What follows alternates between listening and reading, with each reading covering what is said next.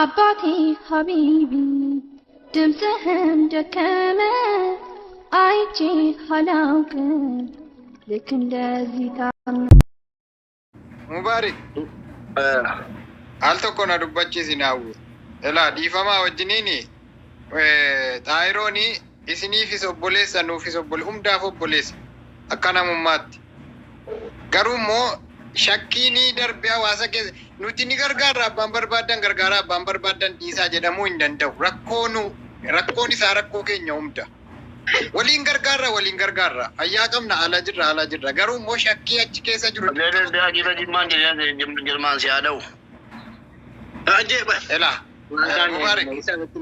Mubarak shakkiin achi keessa jiru qulqullaa'uu qaba. Amma shakkiin kan eenyuti warra kaleessa Yamanii irratti shakkii irraa qabuu fi warra paartii dhiisi warra kana biraa deebi'a. Shakkiin gara numeerii kanaan nutti dhufe. Kan akka dhuunfaa kootti. Kan irraa immoo qulqullaa'uu qabdi. Kanammoo maaliif dubbattu jechuun dandeessanu. Maaliif inni kunis nama inni nan dhaga'e jedhaa jiru. Isinis nama. Isa kana isinis namanna gidduutti nu qulqullaa'uu qaba. Allaqee dirqamaan nama amansiisuu fi yaaliin godhina. Hafiz dhaggeeffadhu. Ishii isa kana qulleessuu fi sa'aatii 4 irra teenye gaafanne inni numeeriin irraa dhaga'e numeerii dhuma biratti dhufee nu morme. Laa dhaggeeffadhu. Ijuma numeerii biratti hanfiin hin jenne dee morme. Dabarsinee nama biraa gaafanne inni suri dhufee waanuma kana dubbate. Egaa bobboo keenya. Ilaa amma isinitti meedhaan. Inna sana birriin isin jiru, hogganshan isin jiru jedheera. Jettee taphan jedheera. Garuu immoo ergantanaa immoo keessaa baasee Taahiriin bichaaminni 5,000 hoggaashanii 50,000 hoggaashanii reef jedhe. Sila dabaa kanatti hin himne. Osoo beeknee asobbuman. Tole yeroo si biratti dhufu immoo akka jalqaba sitti besanatti nutti meera. Akka jalqaba jedhee sitti besanatti yeroo kophaa jirtu sitti besanatti inni sitti meera. Waliin faamnee naan jedhila maa inni ati hin jedhin birrii kana hin jedhin inni isaa bu'aa jira ati siyyoo hin jedhin ani jedhin jalakin isuma numeeritti meti deebi'eedha isumatti mubaarak isumatti maaliga numeerii kana nama lubatti ati amma dhaggeeffadha ilaa isaa kee numeerii akkamitti isaa kee dhugoomaa obboleessi Nuru goma kami goma sanke. Inni jarri gala ni jarri. Koyya. Inni kameri asanke kun me gurbatti nu waliti gurbarra dhageesse kijiba birrin kun jira jirtu itti dawali naginu dhageesse me ummata irratti namni batal baratti. Attuma biloog na godhe taayir silkeel ka fuudhe. Taayiriin ta'uu maalitti beektare? Taayiriin ela ammaree fi gala ammaree fi anni magaalaa keessaa bahuun tokkoon keessa dhuftanii kana booddee miti suuraa koo miti suuraa deemuuti hin dhabdan dhuga deebisaa irrattaa malee lammata maqaa koo waaminaa waan akkanaa keessatti ishee dhageessanii hangalmaa irratti Koy Mubarak murtee akaagala namuu walumatti qabe walaa jalaa akmal walaa numeerii ani dhaqee mana baladha kottaa dhaggeeffadha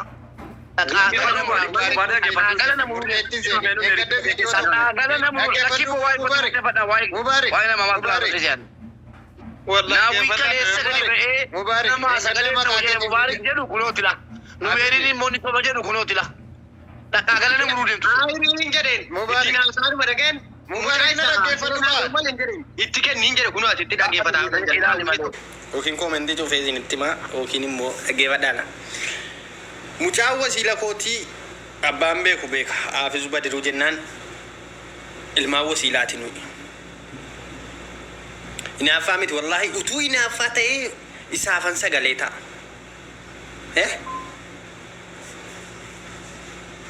Utuu inaaffaa ta'e laa isaafan sagalee ta'a. Inaaffaa miti kun waan tokko waan inni inaaffisuu hin qabu. Maaliif sobamee wanni akkanaa hojjetamaan isiniin jedhu wal koomentiin isaa qabu. Abarreessu abbaan barbaadde. Maaliif wal irratti wanni akkanaa hojjetama? Firii 50,000 jedhameen jedheen lakalee silaa sabdamsuudhaan aarii kikimaa keessan goole. Kanaafanii bucuu sirraa ba'e. Wallaahi nan aare. Atoon jedheen innoo birrii 50,000 gaafatame hoggaashan jedhame atoo maaliif naa dawwaltireen jedheen. Atoo kuma hoggaashan fixee ba'uuf immoo 50,000 isaa argattireen jedhe. Wallaahi hin jiru wanna akkanaa naan jedhe. Mee maal gootu? Maaliif wal somne warri asirraa? Dhiisaa adiraa suu dubbii dhossamee dhofamee jiru ol bayyaamna ol saaxiluu nufute immoo. Adiraa dhiisaa adiraa gandummaa kana. Adiraa dhiisaa. Wallaahi waa'ee gandummaa ta'e taa'ir jimmaadha taa'iriin immoo miidiyaa irratti ol beenu. Mucaan inni taayirii wajjin hidhamee jiru immoo ilmaan wasiila kootiiti. Aniif inni ilmaan wasiilaniiti. Isaa sagaleen ta'u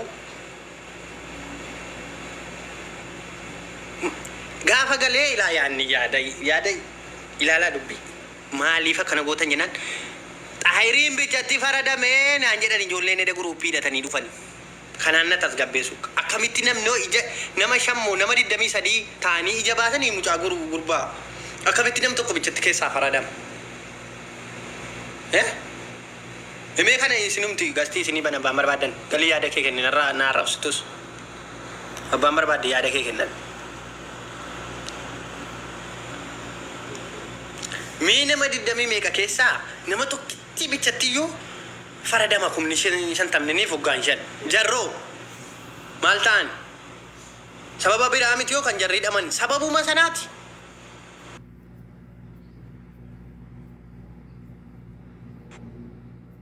Kapina bina. السلام عليكم ورحمة الله وبركاته. وعليكم السلام ورحمة الله. حكم نقوما. نقا والله الحمد لله. إلى ونيس إن دبتاتن كنا والله ما يجون جمال اللي وتندين حكوا مرتي أتلي وانو مرجع سرا كان دبتات ترى مجان تو كسلان هاسا مجان تو كون دفل ميجي هاسا مجان تو كنا تيان وني مجان سنجدي نمني دوغوما وان فيد يور رتي مرتاي ورقاتا وري أتيرا كورنو سنة جيسان كنا نيجاني ورقاتا سنة رتي رجان كبتمان أبلو كوماشان تمغافة مجد يوغا دي به أمانة منامنون دينو ولا من يدو بيسون أتيرانا barani ilmaa wasiila kooti tachi keessa jira isaa wajjin taayirii wajjin hidhame maa isaa sagaleen ta'u an natti dawwale natti mee dubbii kan maa isaa sagaleen ta'u akkas tole wala rabsanii ma akkasi atillee waan mana keessaa irra dubbii isaa qulqulleessuu gara malee kana gamanaan inni walitti duulanii namni qabatamaadhaan akkas sila qulqulleessuu qaban turanii barrii sagalolii keessa galchu marwaa aylan wal dabarfame kakai wayna naqa asay akkasi atillee dhuguma waan achi keessa namni gaa dhuguma maali namni lafa keetuma akkasin jedhu namni mucaan achi keessatti erga akkasii dheedhee sila hakkiin isaa dhuguma yoo illee inni kun illee amaduu danii yoo illee gurbaan achi sodaatanii wal sodaachisanii illee yoo illee tarii illee mucaan akkas sila jedhe illee dhiisee kanaafuu sila dubbiin dhuguma kan jimmaa kunoola jimmaa biyya koo kan jedhu kun mucaa achitti hidhamee jiru Haafizuu Badiruu hin beeka anaaf inni waan olii taane inni hin beeka mee isaa sagaleen ta'anii mana tokkotti hidhame namni tokko bicheena kan firdii fudhata mee kana ilaalaati nama Assalamu alaikum wa rahmatullahi wa barakatuh. Wa alaikum assalam wa rahmatullahi wa barakatuh. Animmoo atillee wama dhageesse waan achirraa dhageesse dubbataa irra gaawuma ta'e akka seeraatti immoo yoo achi deebinee ilaalle namni firdiin itti kennamu tokko murteen itti murtaa'e tokko waraqaan hin kennama maaliif waraqanni sun as ba'ee laxxafamne gadi hin dhiifamne achirrattoo nuuquusaa wal arrabsuu keessaaf walitti dalgisuu aaruu keessaa bu'aan tokko hin jiru wanti walii galtee fidu wanti dhugaa mallateessu mallattoo tokko fidee nuukaa waraqata achirraati namni immoo waraqaa tokko malee firdii fudhatus isa birrii 50 ta'e isa hidhaa waggaa 5 ta'e nama 21 miti nama 500 ta'e wajjin rukutanii wajjin dhaabbatanii duwwaatu hin ta'in wanti kun qulqulleeffamee irratti ragaan hoo tokkicha irratti ragaa ba'afamee irratti murtaa'e faradame hin danda'ama laa kun qaadee haasaan numeeri akkuma biyya kanaatti akkuma wajjin rukutanii nama 21 ta'anii rukutana jennu numeeri achirratti inni dhaqee boksiidhaan dhaqee harka jedhee boksee fi walii wajjiniin irreeffachuun tokko hin ta'u qaadee murtee keessatti mee yaada dhaggeeffachuu gaariidha kan obboloowwan keenyaas inuma dhaggeeffannaa. Yaadan qabu numeerii akka kiyyatti yaanni garaa fakkeenyaaf dhimma feemesummaa irratti hundaa'amee beekamtiin qabaa kana beekaadhaa qofan ta'u seerisa. Haasaan dheengaddaa kaasee faallaa ta'edha. Haasaan jaraa faallaa kan dessa bilbilaan haasofsiifte faallaa kan jara. Inni waa qophaatti badii balleesse. Qophaadhaan ammoo qophaa isaa hidhamee jira. Namni maayii addan bahutu eenyuun jara adda ta'e adabbiin jara adda ta'e. Mucaan sun ammalaan araba achuma keessaa rabbashee naan qophaa hidhamee jira amma. Waggaa tokkotti baradan qophaatti. Qoy amma maali beektaa nu beera. Ijoolleen si morman kunis akka kiyyatti. Ragaa qabatamaa fidanii kana namni barreesse. Jarri waan itti matan dhugaadha jedhaa jiru jira. Hanammoo isa shiraa firaashii tokko irra ciisu natti mee maal akkamitti namni gurfaa tokko kaan akkamiin waan waliin jiraatu wallaala. Isa ragaa qaba. Innumti itti matame kuni ragaa qaba nu meera. Seera malee aniifati walitti murteessinee miti. Wanna aniifati. Ragaa qabaachuu qabu. Ragaa qabatamaa kan jiraachuu mala. Barraa'ee mallataa itti eenyu godhamee hidhaan firdiini dhimmi jedhamee akkanatti ol galfamee bari inni qabamee iyyuu biyya galu waraqaa qaba barre waa meeqa qaba. Firdiin firdii isaatiin beekamaadha. Firdii isaa ragaa qabatamaa kana jedhanii naan itti matu ragaa qabatamaa fiduudha. Fakkeenyaaf haasaa ta'ee haasofsiiftee fi haasaa haasofsiifteef haasaa jirri feemesiin ati jettu kun haasaanii fi haasaan inni haasa'e gargar. Ittisaala bilookii na godhe. Ittisaala achumaan bilookii na godhe. Tokko amma kanaaf dubbii osoo inni numeritti duulus inni kanatti duulus addan baafanne namni adda baafate keessa jiru. Ana qofa beekaa dhiisaatii ragaa qabatamaa gaffidaa kalas. Kalas akkasila. Yoo ijoolleen sun galanii xaayira fi dhuguma firdiin isaa dhugaadha. Nutu balleessi rabbitti nu haa kennatu. Gaafas teenye ilaala. Amma numeeri asitti immoo waa tokko jira numeeri akkuma wallaalumsa kooti. Waraqaan akkas jechuun hin namni tokko jibba namaati jechuun namni akkas godhaa miti. Amma dubbiin dhuguma jarri ijoolleen feemisiin jarri itti matame kuni tarii namni kun rakkate dhugaatti fakkaachuu danda'a. Tarii jarri kanatti galanii amma jarri rakkataniiru. Jarri nu wal'aanii dubbiin jiraa wallee rakkataniiru jarri nu amma. Haqqiin amma dubbiin kun ifa bahuudhaan mucaan gargaaramuudha hoo haqa qabaate dubbiin akkuma jedhame ragaa qulqulluu wajjiniin mucaan maalirratti akka akkas ta'e namni iqaamaa qaban akkuma mucaan sila jedhe sana ragaa qabatamaadhaan mucaan sun sana ta'e taanaan otuu maal hin ta'in dubbiin sun dhugaa ifa gala. Akkuma naan duuchaa garuu namni keenya labana kana maaltu ba'e duuchaadhuma abaluma kana ta'e naanuma maallaqa gargaaru duuchaadhuma kun hin ta'u duuchaa kun hin ta'u baramuu qaba haqqiin eessa akka jiru baramuu qaba. Assalaamu alaikum warahmatullahi wabarakatuh. Eegara koon uumamee ragaa qabatamaa gaffidu inni isin itti matame jettan kunis ragaa fudhatee dhufuun rakkoon uumameera kanas shakkiin uumameera waan ta'eef ragaa qabatamaa barbaadna ragaa itti fayyadamuu ragaa qabatamaa fidu. Ancaaraan eeggataadha jaarannaa kennaa yeroo gahu. Ayyaa sanyi baleenca. Khalid waalaikum salaam. Ani isinis har'a haasoftanii ani immoo dubbiidhuma edha isin haasoftan jarri numerii haasa'an irratti waan adda naan baane jira tokkoffaa numeri. Ati kanitti bilbiltee nu ati gaafattee jettu mucaan xaayir dhaquu dhaqeera addatti jedhe. Achi addeebi'ee tokkummaan xaayiritti murtaa'ee jira jedhe. Dhaqeera jedhe malee itti murtaa'ee jira hin jenne mucaan mana hidhaa jiru. Mucaa irratti haasaa mucaa takkatuu gabaabsitanii waccitanii hundi keessanuu isa mucaan xaayir dhaquu dhaqeera namni lama dhaqaniiru jedhe itti murtaa'ee jira jedhan. Itti murtaa'ee jira mucaan sun hin jenne warri wajjin hidhamee jiru.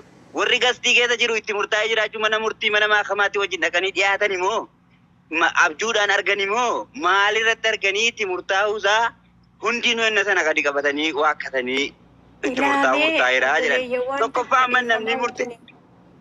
Nan fixadha. Oiga. Namni waan jabaa balleesse namni harka nama cabse jedhi namni ija nama baase jedhi namni akaal godoloo gama qaama tokko nama godhe biyya kanatti ummata warra biyyaati wajjin hidhama malee warra galuudhaaf ji'a muraasa keessatti biyya galuudhaa jedhu wajjin hidhamu biyya kanatti. Ammoo akkuma warra karaarraa qabameetti nima hidhamee namni kun hundinuu wajjin taa'ee nama hallanii walitti qabamu jedhanii gara garaa wal arrabsanu ijoolleen galtee kaanaan ala ijoollee isiin sun biyyatti galte.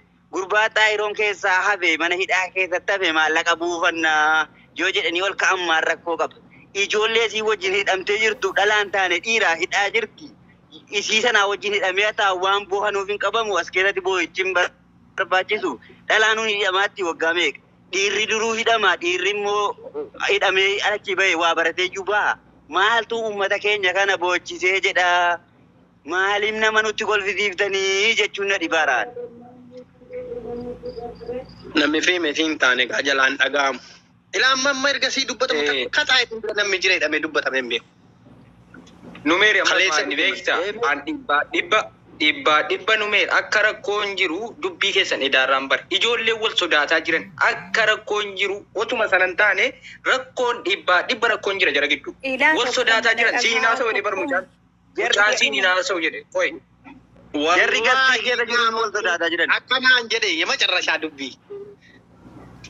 Birriin bu'aa jira jedhe maal bu'e siin kun waciidhuma nagalan fudhachuuf innillee jedhe ilaa wallaahi rabba koo kanaa maali nus walumaan jabaasaadhaan hidhamne walumaan maaloon adda nu hirman maal qabammaa jedhe akkuma kana wallaahi akkuma kana naan jedhe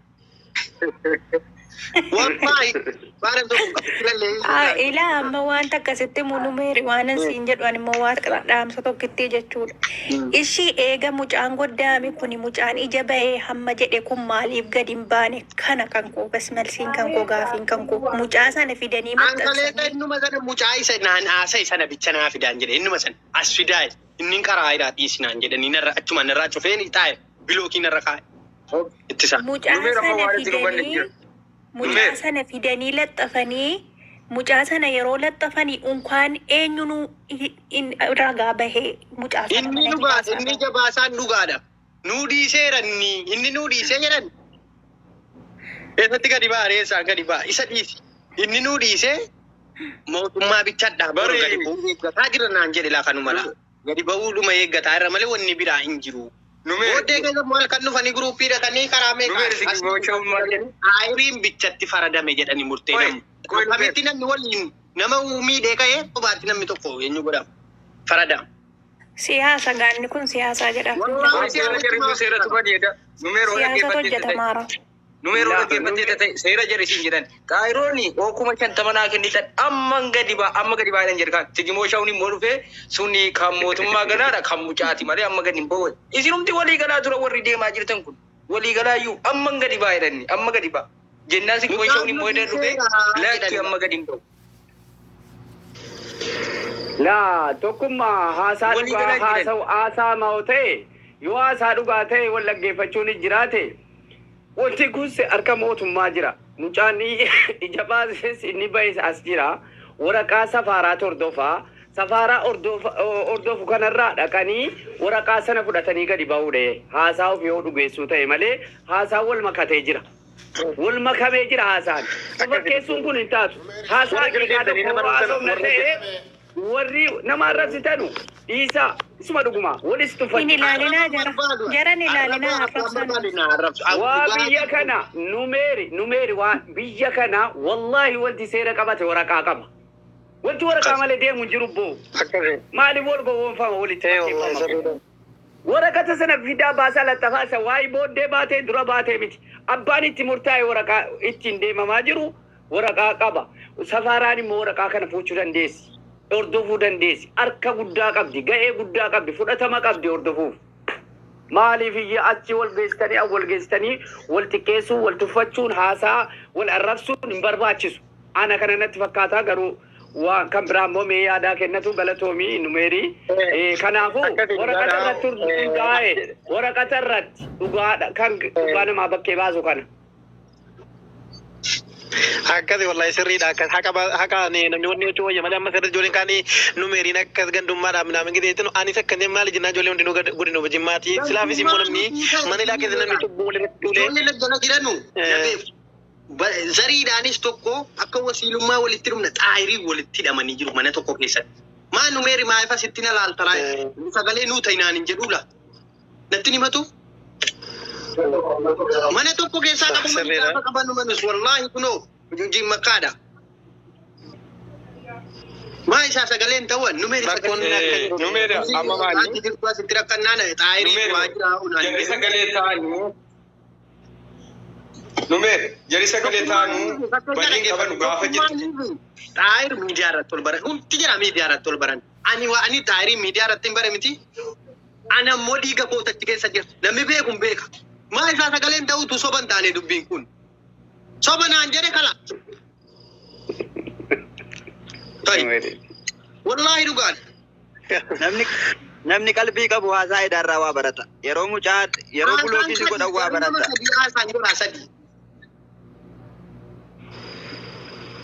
Maaliif ola tun Sani yeroo dhiyootti amma Jari sagalee taanu badiin qabanu. hattuu yooma dubbaan ani laa barbaadeen dandee dhaqee takkaas poostii godhee gargaara ofiin dhufee naa dawwalee natti mate kanas dhugaan jirtu kanuma. Wal bira mana tokko firaashii tokko irratti ilaa ganamaa galgala yaada wal jijjiiraa bulu dhiisaati mana hidhaatti. Nu gurfaa kana keessaa waan wajjin nyaannee wajjin dhunnuuf akkaataa walii namni wal olaalaa waan haasaa walii.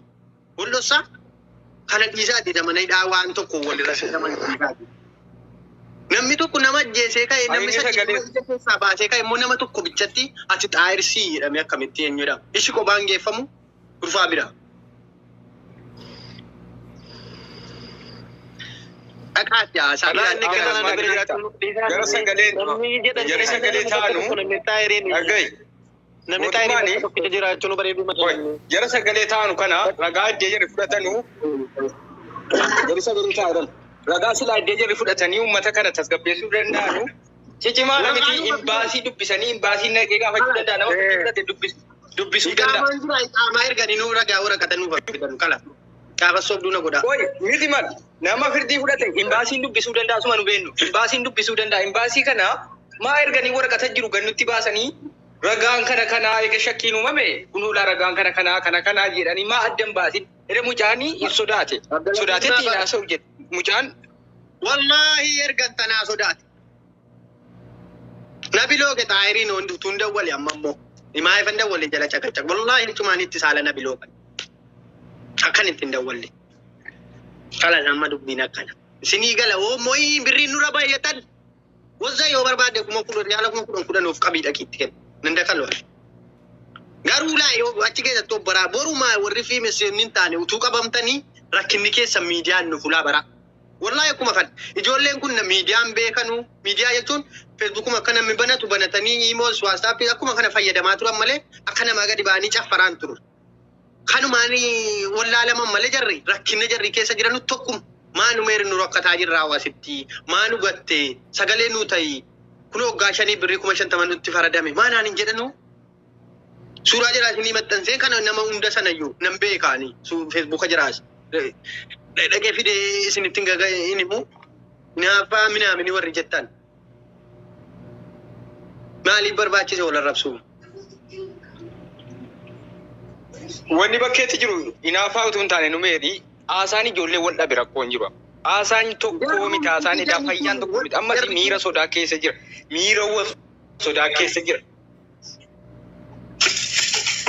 Miira wal sodaa sana balleesseera jira. Tokkoffaa miira wal sodaa. Mucaan isiin haasee sunis bilbila utuu isiin haasee hin fixii ittiin haasa wadhii nama biraatti dabarte xaayirootti dabarte. Xaayiroonis immoo dura na bira hin jiru jedhe mucaasa tokkoon.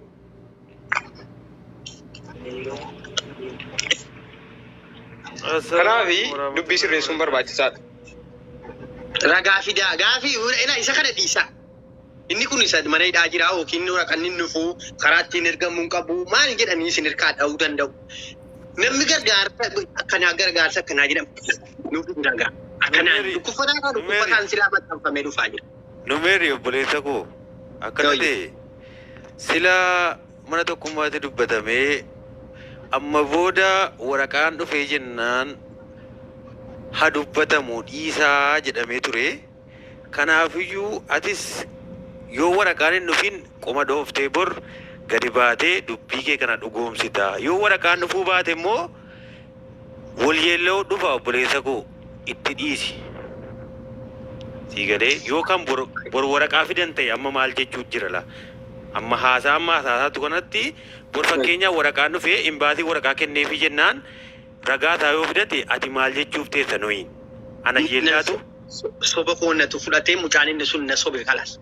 Amma isinitti meeqaan ragaa jarri xaayiriin bichatti faradamee jedhanila. Isii yoo fudhatanii dhufan annan sobe kana. Ijooga kanaafan obboleessa koo waa'ee firdii nama ajjeechaadhaan namni himatame amma nu namni arfan mana kana keessa jirru yookaan ajjeechaan himatamne macarrashaarraa yookaan ana yookaan si'i ka ajjeechaadhaan faradamu yeroo waggaa 10 fudhadhu. Qubaan deemtuuri achi maalli teessee eddaan. Siigalee namni hundi eddeetti nama tokko ajjeese jedhamee fudhatamu la mana seeraa keessatti. Turtii qubaan geeffamu ta'e. Mana qubaan geeffamu. Manni qubaa jarri kun haxaarraamuuf ta'a wanti isaa hin beekamu nuti duudaadha. Isa jarrachi dubbatanu inaafaadhaan manni waa dubbachuu danda'anu meeri. Amma kana ija keenya keessa jirta dubbii kana dhiisi waraqaa gaafa jedhi fidachuu dhiisnaan gadi baanee nuyyuu sun wajjin jirra biibii koo siigalee. Amma yeroo akkatti dubbattu immoo anatti hin fudhatamu hundattuu hin fudhatamu waraqaa gaafa jarri hin baasiidha akka jedhamu fudhatanii okay. Ilaa dhaggeeffadhu utuma haasaa boriiti utuu an dhufee hin dubbanne dhufaa jira. Utuu ati dhuftee hin dubbanne namni jiraa kanuma bicha naayi utuu an dhufee hin dubbanne jiraa wanni kun. Yoo ati dubbachuu dhiifte namni farankicha buusee inni nyaatu nyaatee inni bahu bahee jennaan abbaan nyaate bor namummaa taa dhaba. Ati lamu nu waa lamu waa tingin warri waa kennu. Targeeta lamu utuu ani lamu caanatti dawwalee akkana wanni kun jedhee natti himne. Eessa dhageessa lamuun fudhatamee bahee du'eera waan du'eera. Ilaamee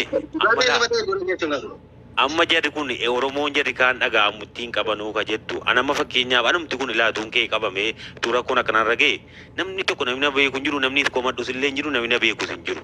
Siigalee garuu haa ta'u malee mucaanis akka achi keessatti murtaa'etti mucaan amaaraadha jettani akka jageenyutti gurbaa kana isa qofatti garagalfame isa qofatti ragaan baame ka jedhamu ni jira. Kanaafuu dhugaa isaan beenu gaafa jedhu waraqaan cicha amma gurbaanni bor waraqaa akka jedhamu gaafatamee hin gaafanna waraqaa jedhaniiru waraqacha fidanii jedhani ani ansiinaa ta'uu jellaa lammata.